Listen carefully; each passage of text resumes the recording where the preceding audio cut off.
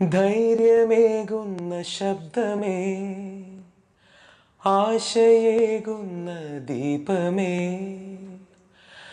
ആശ്വാസമേകുന്ന സ്നേഹമേ, ആരോഗ്യമേകുന്ന കർമ്മമേ, നന്ദിയേകുന്നു ഞങ്ങൾ, നന്ദിയേകുന്നു ഞങ്ങൾ, നന്ദിയേകുന്നു ഞങ്ങൾ, നന്ദിയേകുന്നു ഞങ്ങൾ.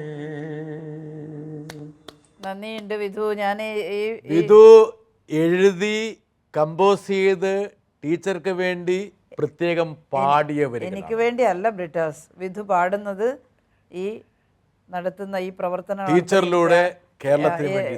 അതെ അതെ, ഈ നൂറുകണക്കിന് ഈ കൊറോണയെ പ്രതിരോധിക്കാൻ വേണ്ടി നേരിട്ട് ഏറ്റുമുട്ടി പ്രവർത്തിക്കുന്ന പ്രിയപ്പെട്ട എല്ലാ പ്രവർത്തകർക്കും വേണ്ടിയിട്ട് ടീച്ചർക്ക് വേണ്ടി പാടിയ പാട്ട് ടീച്ചർ അവർക്ക് വേണ്ടി സമർപ്പിക്കും. തീർച്ചയായിട്ടും അവർക്ക് വേണ്ടിയാണ് പാടിയത്. അല്ലാണ്ട് ഞാനെന്ന് പറയുന്ന ഒരു വ്യക്തിക്ക് ഒരു നിമിത്തം മാത്രമാണ് അത്. തീർച്ചയായും ഞാനൊരു നിമിത്തം. അത് ഞാൻ ഈ സ്ഥാനത്ത് മന്ത്രിയായിരിക്കുന്നു, ഞാനാണത് നിയന്ത്രിക്കേണ്ടത്, ഞാനത് നിയന്ത്രിക്കുന്നു. എന്നാൽ ഈ പ്രവർത്തനം നടത്തുന്ന അവർക്ക് കിട്ടുന്നുണ്ട്, അവർക്ക് ജനങ്ങളുടെ ഒരു അംഗീകാരം. മനസ്സും കൂടി നമ്മൾ ബഹുമാനിക്കണം. തീർച്ചയായിട്ടും എനിക്ക് ഞാൻ വളരെ ഇഷ്ടപ്പെടുന്ന ഒരു ഗായകനാണ്. അതുകൊണ്ട് നമ്മൾക്ക് വേണ്ടി ഞങ്ങൾക്ക് വേണ്ടി ഒരു ചെറിയ സമയം പാടിയതിൽ ഞാൻ എൻ്റെ എല്ലാ നന്ദിയും വിധുവിന് രേഖപ്പെടുത്തും. നമ്മൾ ആലോചിക്കേണ്ടത്, നമ്മളൊരു വലിയ പോരാട്ടത്തിൻ്റെ നടുവിലാണ്, നമ്മളതിൻ്റെ അങ്ങേയറ്റത്തെത്തിയിട്ടില്ല. ഈ പോരാട്ടം നമുക്ക് വിജയിച്ചേ മതിയാവുകയുള്ളൂ. അതിന് ഓരോ വ്യക്തിയും, അതിന് നമുക്ക് രാഷ്ട്രീയ ഭേദമില്ല, ജാതിമത ഭേദമില്ല, മറ്റൊന്നുമില്ല. കൃത്യമായിട്ട് നമ്മൾ ചെയ്യേണ്ടുന്ന നിബന്ധനകൾ പാലിച്ചുകൊണ്ട് ഇപ്പോൾ ധാരാളം സഹോദരങ്ങൾ വരികയാണ് വെളിയിൽ നിന്ന്. അവരെല്ലാം നമ്മൾ സ്വീകരിക്കും. അവർക്ക് ഒരു ബുദ്ധിമുട്ടും ഉണ്ടാക്കരുത്. അവരുടെ ക്വാറൻറ്റൈനിൽ അവരെ സഹായിക്കണം.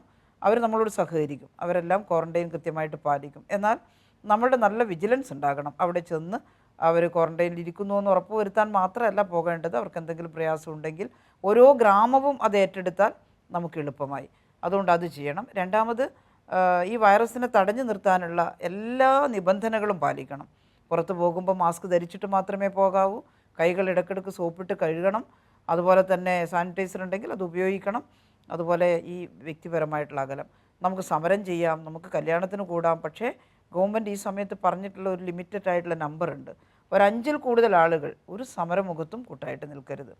5-ൽ കൂടുതൽ ആളുകൾ ഒരു കൂട്ടായ്മയുടെ ഭാഗമായിട്ടുണ്ടാകരുത്. പക്ഷേ വിവാഹത്തിന് നമ്മൾ 50 ആളുകളാവാമെന്ന് പറഞ്ഞിട്ടുണ്ട്. അവിടെയും ഒരു സോഷ്യൽ ഡിസ്റ്റൻസ് കീപ്പ് ചെയ്തുകൊണ്ട് തന്നെ പ്രയാസം ഉണ്ടാകും. എന്നാലും അതിന് നമ്മൾ ശ്രമിക്കണം എന്നുള്ളതാണ്. ആരാധനാലയങ്ങളിൽ ഞാൻ കേരളത്തിലെ മത മേലധ്യക്ഷന്മാരെ അവരെല്ലാം നമിക്കുന്നു. കാരണം ബഹുമാനപ്പെട്ട മുഖ്യമന്ത്രി അവരെ വിളിച്ചു ചേർത്ത് എന്താണ് നമ്മൾ ചെയ്യേണ്ടത് എന്നാണ് ചോദിച്ചത് അവരോട്. മുഖ്യമന്ത്രിക്ക് പൂർണ്ണമായ സപ്പോർട്ട് നൽകിക്കൊണ്ട് അവരാണ് തീരുമാനം എടുത്തത്.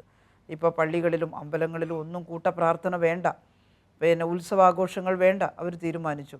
അങ്ങനെ തീരുമാനിച്ചില്ലായിരുന്നെങ്കിൽ കേരളത്തിൻ്റെ ഗതി ഇതിൻ്റെ വേറൊരു രീതിയിലായിരിക്കുമായിരുന്നു. യഥാർത്ഥത്തിൽ ഈ ഗ്രാഫ് കുറക്കാൻ സഹായിച്ചിട്ടുള്ളത് അവരൊക്കെയാണ്.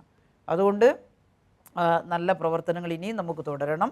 നമുക്ക് മനുഷ്യജീവൻ രക്ഷിക്കാൻ വേണ്ടി നമുക്ക് കിണഞ്ഞ് പരിശ്രമിക്കാം. ഇതൊരു പോരാട്ടമാണ്. ടീച്ചർ പറഞ്ഞ പോലെ ഇതൊരു പോരാട്ടമാണ്. അതായത് കേരള സർക്കാർ, മുഖ്യമന്ത്രിയും ആരോഗ്യമന്ത്രിയും ഗവൺമെൻറ്റും ജനപ്രതിനിധികളും സന്നദ്ധ പ്രവർത്തകരും ആരോഗ്യ പ്രവർത്തകരും എല്ലാവരും കൂടി ചേർന്നിട്ടുള്ള വലിയൊരു പോർമുഖമാണ് നമുക്കുള്ളത്. ഈ പോരാട്ട മുന്നണി വിജയിക്കേണ്ടത് ഒരുപക്ഷെ കോറസിന് മുകളിൽ ഈ കോവിഡിന് മുകളിലുള്ള ഒരു ആധിപത്യം സ്ഥാപിക്കാൻ നമുക്ക് അനിവാര്യമാണ്.